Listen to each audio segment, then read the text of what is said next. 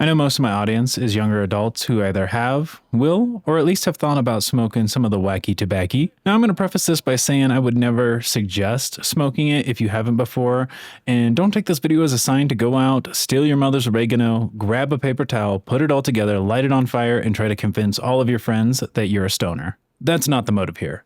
But you are all adults or almost adults and have this cool thing called free will and can do whatever you want, and I can't stop you. With that being said, hey guys, it's Dan, and today I want to tell you a story. A story about the first time I dabbled with the giggle grass, the devil's lettuce, my home state's favorite vegetable, the good old weed.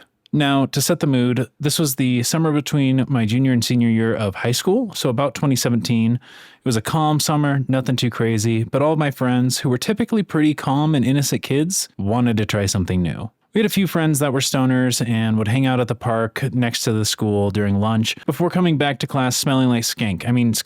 They weren't really in the group, but we would talk to them from time to time, and every now and then they would tell us about how quote-unquote good smoking was. It was calming, it was relaxing, it helped you focus, a brief escape from the pains of life. But up until this point, none of us had really been interested, or we were too scared to try it, worried what it would do to us. Most of all, none of us wanted our parents to find out that we did something illegal by coming home and smelling like pot. That was our biggest fear. Well, going into senior year, everyone was getting adventurous. None of us wanted to miss out on the typical high school experiences and build a little bit of that good old dad lore. We wanted to have one last fun summer, and the stoner friend had a way to get us baked without the smell. And this is what enticed us all to try it. This kid had made edibles at home. Now let me tell you what this abomination of an edible was. It was supposed to be like a butterscotch candy. It was wrapped in cooking paper wax and it had the consistency of chilled slime, and it tasted the way weed smells. It was not good.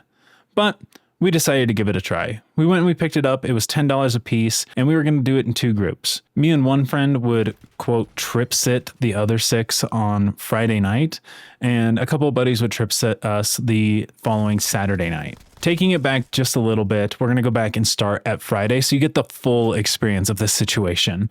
So Friday night, after we picked up the goods, the 6 guys that were up for the night took their Scooby snack. And just to preface the next part, the guy we got the edibles from lived about half an hour outside of town. After they took them, which right when we got in the car, they pretty much took them, we planned on going to Walmart to get some snacks, knowing that they would get a little bit hungry. Didn't know how long that these Scooby snacks took to kick in, which we do now, and we probably wouldn't repeat this process, but we made it to Wally World, and no sooner than the time we hit the freezer section in the front of the store, all their edibles kicked in. Every single one of them scattered. It was me and one friend trying to find all 6 of them. And they were going through every aisle like a crackhead in your glove box at 2 a.m. It was fucking ridiculous. After about 20 minutes of straight panic, we found each of them, and each person had at least $50 worth of snacks in their hands. You may not think that's a lot, but this was also 2017 pricings. Wendy's still had the 4 for $4, and at least 3 of them bought boxes of Cheez-Its. These are important for later. Finally, we got everyone out of the store after they bought all their food and put themselves in debt, and we started driving around. Little did I know that when we were in the store, these boys were still in the preheat phase of getting baked. After we left the store and about the time we had made it to city limits, they had reached the proper temperature and the oven went beep, and these boys went wild. They were destroying their snacks. They didn't even have enough hands to shove this food into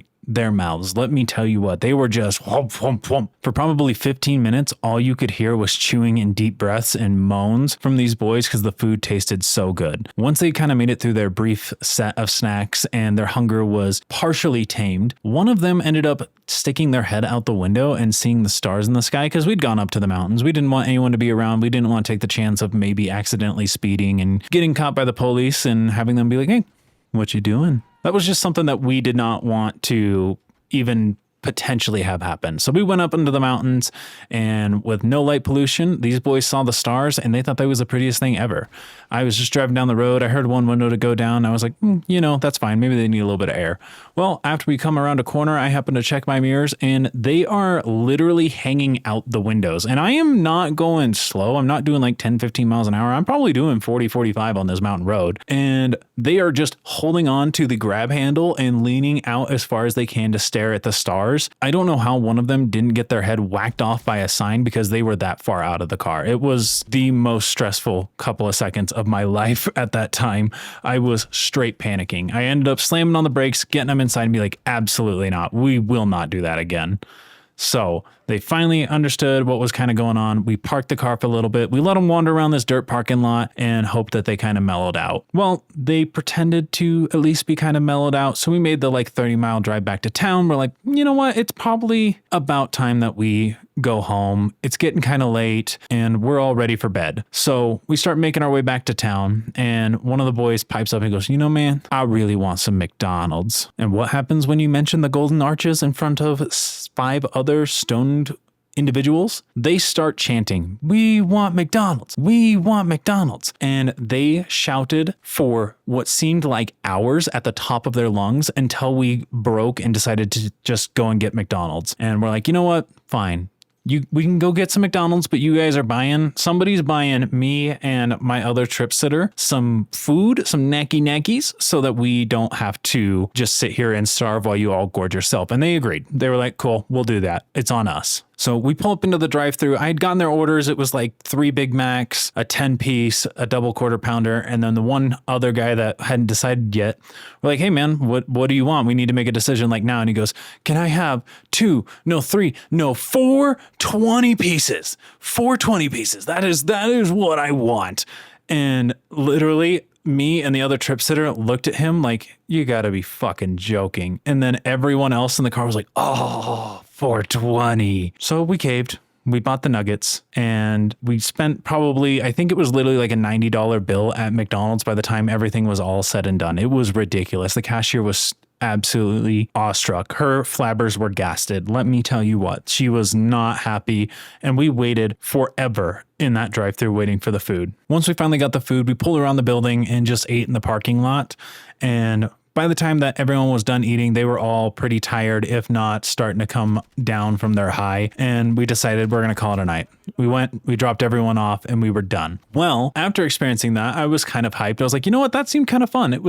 It seemed like a great setting for us to go ahead and try that. I can't wait to do it tomorrow. So we end up going to bed. We wake up the next day. Everyone's talking. It gets to the evening part of the day. And about 15 minutes before our suggested meetup time, my one buddy that was supposed to be taking an edible with me, he backed out. There was nothing we could do to convince him. He did not want to do it. He was done. Keep in mind, this guy is also now the biggest stoner that I know. So it's a little fucked up that he just kind of left me hanging. But I meet up with the one buddy that had decided to be the trip sitter because everyone else was kind of busy. And he's like, all right, man, it's your turn. And he hands me it. And I'm like, hey, man, I'm only going to take half since it's just me. I've never done this before. And I have no one to kind of like hang out with. He's like, you know what? Fine, whatever. You can take half and it'll be fine. That's probably good. Don't need to go crazy. We don't need to be out as late as we were last night. So I take this thing and it tastes absolutely atrocious. But I'm like, you know what? It's fine. Whatever. We'll be fine. We'll go ahead and we'll just vibe out. I'll have it. Well, the 30 minutes goes by, 45 minutes goes by, and nothing's happening. I'm like, what is going on? Because typically my metabolism's pretty good. And right at the time that I was like, hey man, this isn't doing anything. I wonder if maybe I just got the dud part. Can I have the other half? It hits me like a truck full of dildos. Let me tell you what, this edible fucked my shit up.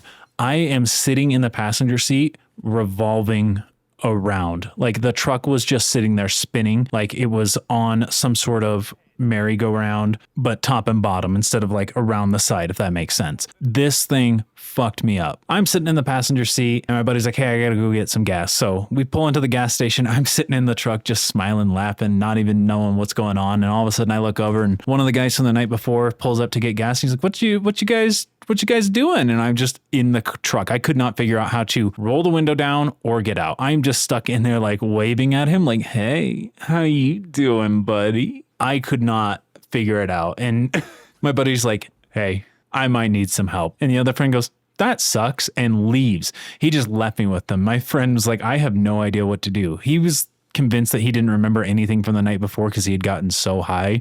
But He's like, you know what? We're just going to let it ride. We're going to go out. This man drives me around town. He denies me food, which I think is pretty fucked up considering I had to spend an hour at McDonald's at least waiting for him to get 4 20 pieces. It's a little fucked up in my opinion, but he denies me food and he takes me to one mountain in town that is like relatively well known. He didn't even do the common decency to take me out into the regular mountains where there's nobody around. He brought me out into the one place that everyone goes and hangs out and let me out. This place has multiple 1,000-foot drop-offs that are not guardrailed. They're not safe in any sense. He just lets me out.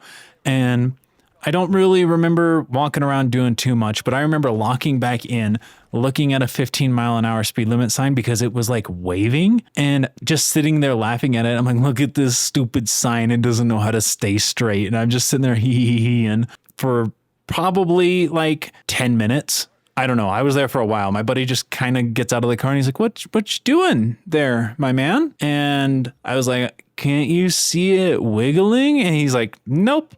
And I am not doing this anymore. He gets me into the truck and then takes my ass home. Thankfully, by the time that we got home, it was 11 p.m. My dad had already gone to bed. My brother had already gone to bed. But my stepmom, she was sitting out on the couch. She was sitting out on the couch watching the TV, which I would think that I'm cooked. But my stepmom takes this wonderful thing called Ambien in order for her to go to sleep.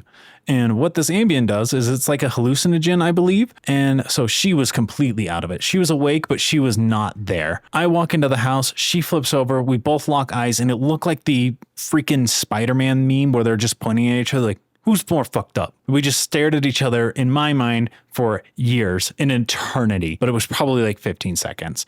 And I ended up just walking to my room and going to bed and sleeping it off. I think I had just the ever so slight little bit of a high when I woke up, but thankfully by the time anyone had come to my room, it was already gone and I was done. Well, I thought that was going to be the end of it and life would go on. My dad had decided to go ahead and wash my Excursion that I was driving at the time because he was washing his truck. I had forgotten about all of the snacks that everyone had bought a couple nights prior. I was going to go ahead and clean that out later that weekend on Sunday or Monday, maybe even just the following weekend. I was going to get everything cleaned out. Well, my dad's like, hey man, what the fuck happened here? There was McDonald's wrappers, chicken nugget boxes, Little Debbie's boxes, anything that you could think of, and Cheez-Its everywhere. I don't think one of these boxes made it into somebody's mouth. I think it just made it all over the interior. I had to come up with some sort of lie saying like, hey, we went for a drive, everyone got a bunch of snacks and they kind of fell asleep, the people that were sitting in the way back, and ended up just dropping all their stuff and I was going to take care of it. I don't know how, but by the grace of God, my dad believed it because some of my friends were kind of nasty, but he ended up believing it and we threw all the trash away then. And even to this day, my family still has this Excursion. To this day, I have still found 1 to 2 Cheez-Its every time I get in that vehicle. I don't know where they come from. I was a professional detailer. I used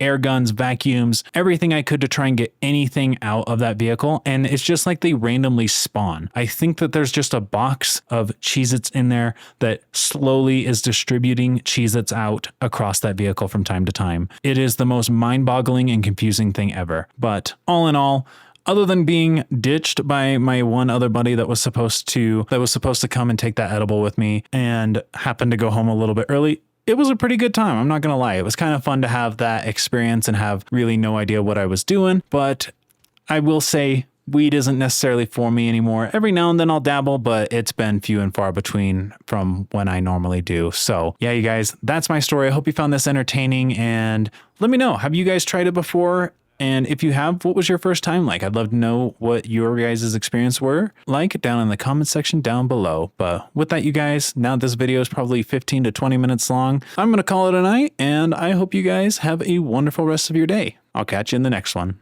See ya.